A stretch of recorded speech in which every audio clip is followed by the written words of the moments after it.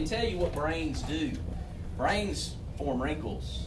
Brains form wrinkles. And you can look, I promise you, you look at a brain. Really, really smart people have about the same surface volume, but the surface area goes with the wrinkles. And your gray matter makes you smarter. The capacity to which you can read makes you smarter. Every time you read, you get smarter. Every time you read, you get smarter. Reading is where it's at. I want to read a book to you today, and the reason it's important, even though it's Dr. Seuss, Dr. Seuss was a great guy because he was able to reach multiple audiences at once. He could read to little kids, and the same book can speak to very mature young ladies like yourself. And we're going to talk about a book that does that today.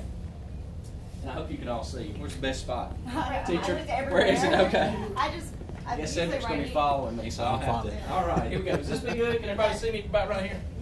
All right, we're going to read a book today that's called Oh, the Things You Can Think. Looking at this cover and this title, what do you think this book may be about?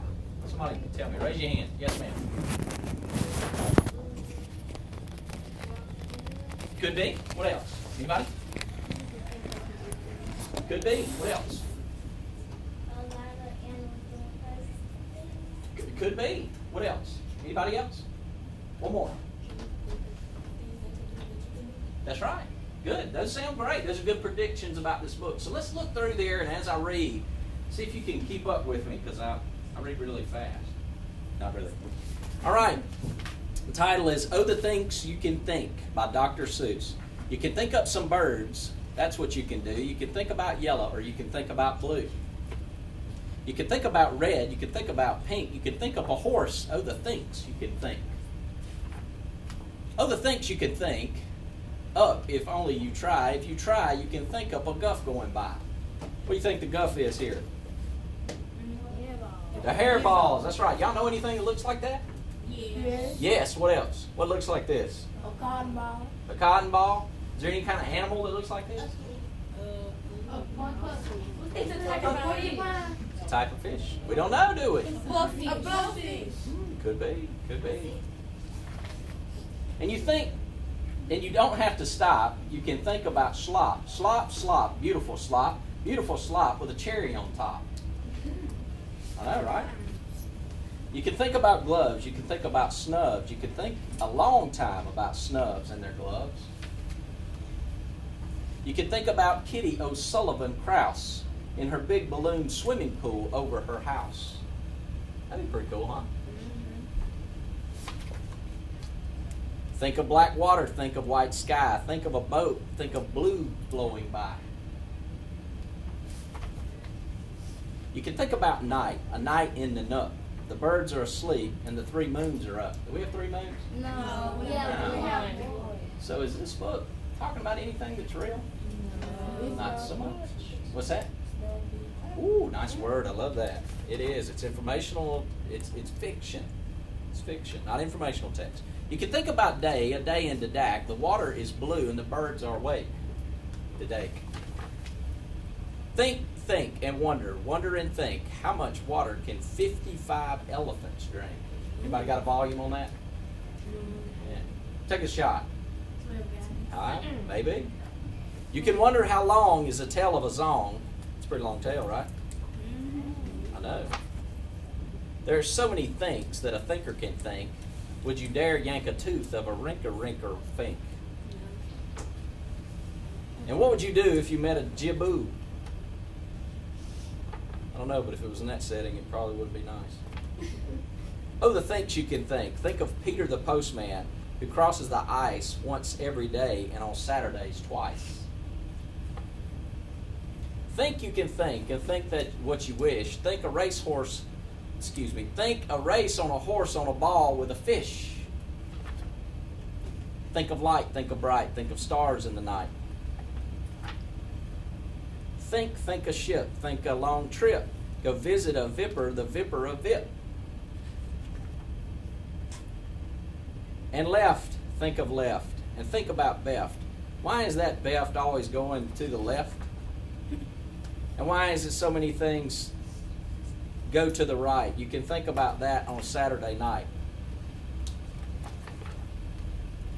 Think left, think right, think low and think high. Oh, the things you can think of if only you try. This book is very elementary in its concept, but I want to talk to y'all about something that's very important. When I was your age, cell phones didn't exist. I know, right? I know. I can't imagine going through my day without my cell phone. I'd rather leave my wallet than my cell phone. It is my key to the world, right? The key to Apple, one of the things that I like about Apple is it brings about products that you didn't know you needed until you had them. And now you can't live without them, right? I remember not having cell phones. That's right. I remember being in high school and a bag phone was a big deal when you plug it into the car. You know, I was in college before I got my first flip phone. That's right. No computers, really. That's right. Internet. Now, the important part about that is those things were thought of at some point, right?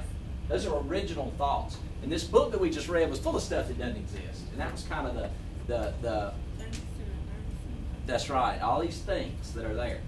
The things that are in the heads of the young ladies in this room can change the world. You understand that?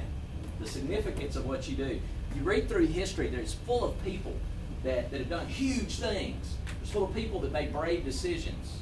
And those things happen in every ordinary day situations, just like today. There are things that you could think of right now that you could put in place to pay for your college. You realize you have the value that's in your head right now? The things that are there are magnanimous. They're huge. And as you go through your life, what I want you to consider is the things you can think, the value that you have inside you. Because I'll tell you right now, the Pentagon, you remember when it was attacked in 9/11? And there was an airplane that went through there and there was a terrorist attack and a lot of people died? Do you know that there was a part of the Pentagon that was treated with something that was created right here in Vicksburg, Mississippi? Erdick is over here. There were panels, window panels and wall panels that were created in Vicksburg that were on that one corner of the attack, and 100 offices were protected because of the things that someone thought. That's how powerful what you have is. You are so substantial. I want you to understand as you go through and you begin to make decisions, find things in your life that you're discontent with. Does anybody know what the word discontent means? Let's throw that word out then. Let's find things in your life that you're not satisfied with. You know what satisfied means? Well, somebody tell me.